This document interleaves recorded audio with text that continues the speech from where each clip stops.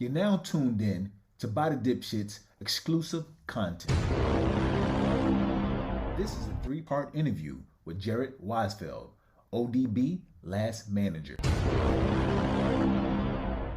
Before we jump into the interview, By the Dipshits want to give a special thanks to our sponsors. What is Galaxy Wells? Galaxy is a metaphor which represents infinite space.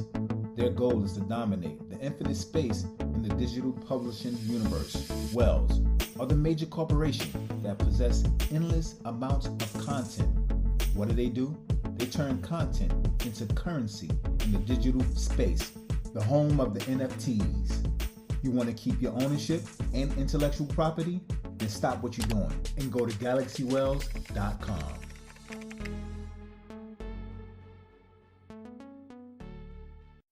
Now I'm back to By the Dipshits. This is another episode of By the Dipshits. It's where the dip creates the opportunity. I'm Mills. I'm D. Lamaj. I'm JC. Today's episode, he was rap superstar, legend, Old Dirty Bastard, aka Dirt McGirt, last manager, Jarred Weisfeld. They all damn near had solo deals, even from like Ghostface and Meth, and everybody had Def Jam deals and Loud, which was the whole Wu. But they all separated and did their own things everywhere else. And nobody pretty much kind of got ridiculed for that. I mean, me personally, watching the whole documentary, you were like a hungry visionary that was like looking to seemed like it was like wanted to move up in VH1 like quick, like fast. I mean, or was that just like a dual purpose idea, managing Dirty and getting this whole VH1 thing? Was that like a dual purpose? Well, it started out like the point was never to manage him, right? The point was to move up quick at VH1. And the only way you can move up quick is to like create a TV show and have talent attached. So that's what I did, right? Except I didn't have talent attached. And then, I got the talent attached. But my premise was never to manage him, right? But then I only had one instance when there was like a conflict. And the instance was Dirty, the death of there was a movie that Damon Dash and Rocafella produced called Death of a Dynasty. And we did the red carpet.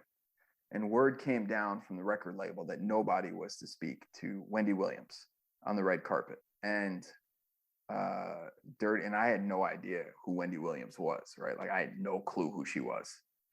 And we're walking down the red carpet and somebody puts a microphone and says, "Hey, Dirty, this is Wendy Williams." And I was like, oh, shit. So you see me like pick Dirty up and bring him like to another thing. I like literally pick him up. I'm like, keep going. And Wendy Williams curses me out on the red carpet, right? But little did I know, next to Wendy Williams was one of my bosses at VH1, right? I'm like, what the hell's going on there? I didn't know that VH1 was doing a Wendy Williams television show. And one of the things they were doing was they were having her on the red carpet of this movie. And here I am, VH1 associate producer, Dirty's manager, getting him away from VH1 cameras. So I was like, oh no. So they got it on tape that you did it? Wendy Williams, the VH1 definitely had it, but not for On Parole. I mean, for whatever show she was doing, right? Right. But it was hysterical because I was like, oh shoot. No, you know what? VH1 had cameras there too. So like, I think we had cameras and I think they had cameras, right? So the next day I walk into like my boss's office and I'm like, yo, man, like, it was after hours. I was like, nothing I could do about that, man. I was told he couldn't talk to her. And he was like, you don't need to explain yourself to me. It's all good. And I walked out.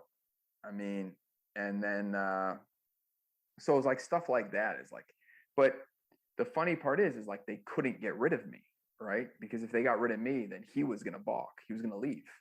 So the whole premise of this was like, we're going to do a show, see how it does. And then we'll go back and revisit whether or not we want to do a series or and whatnot. So at some point, I was not allowed in the editing room anymore because I was now part of this documentary, right? It kind of turned into like dirty. I was in a bunch of scenes. And so I wasn't allowed in the editing room. And then one time I heard, this is how protective I am. Just so you know, this is how protective I was of him. I've never told this story either.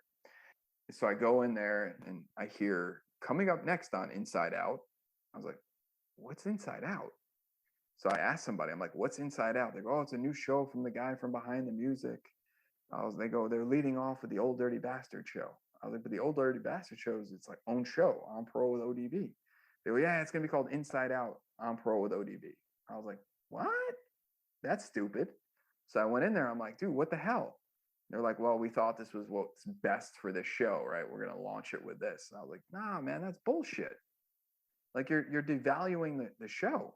And then I got a copy of the show, right? I'm like looking at it and I'm like, guys, like you can't do this. And they were like, what? I was like, you didn't blur out his house number, right?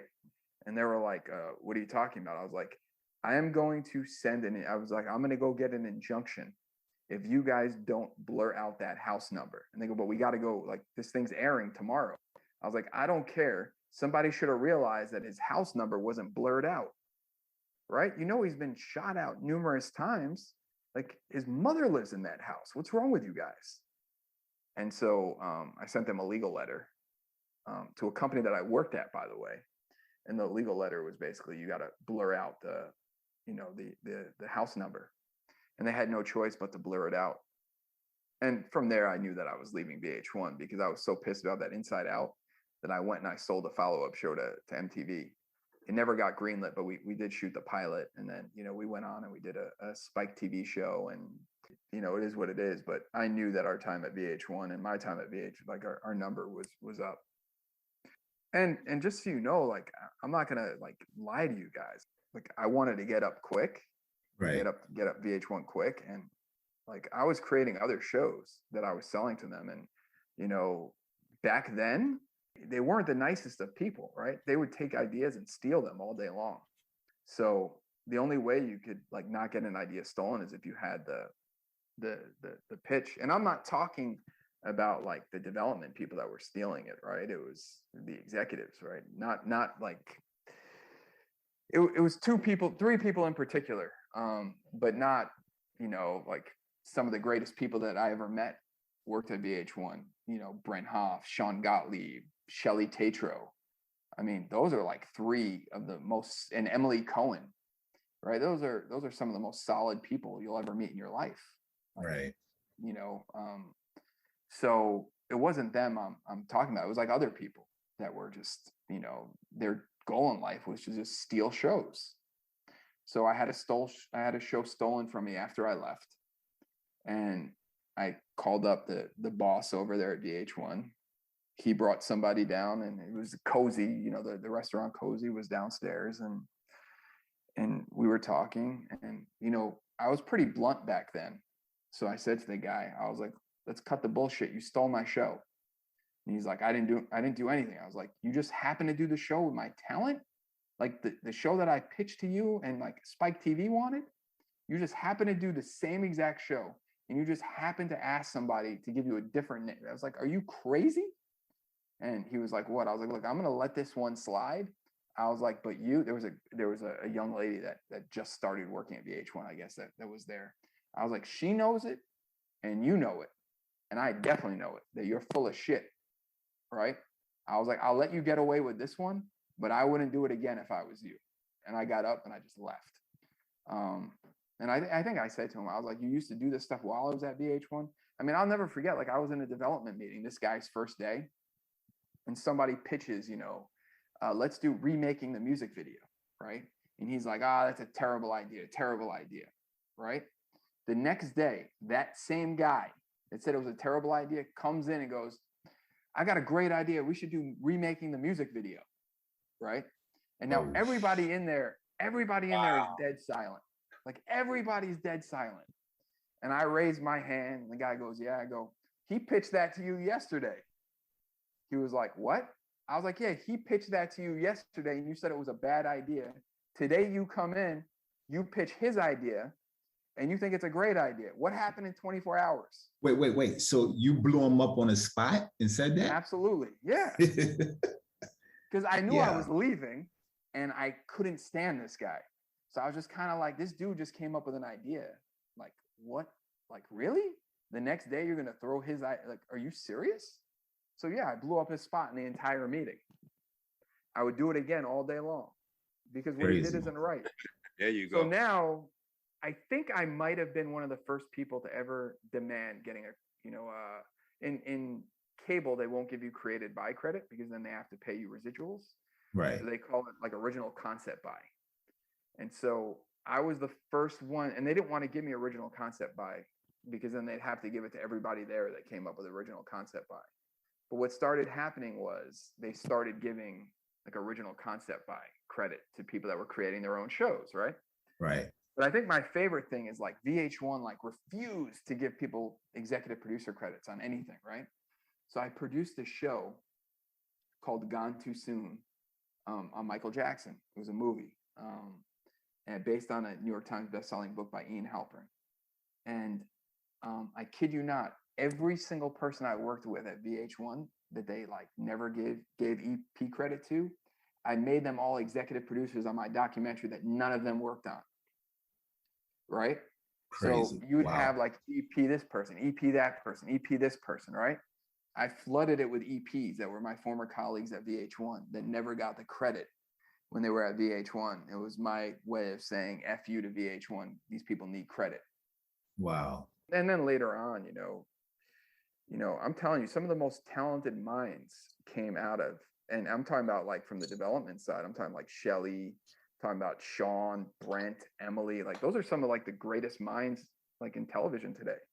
Emily does stand-up shows, Brent writes movies, Shelly is at A&E, and Sean is at A&E. Sean created one of the some of the biggest shows at A&E and some of the biggest shows at VH1. I mean, it was, like those are 4 people that I'll always be grateful for helping me on my journey.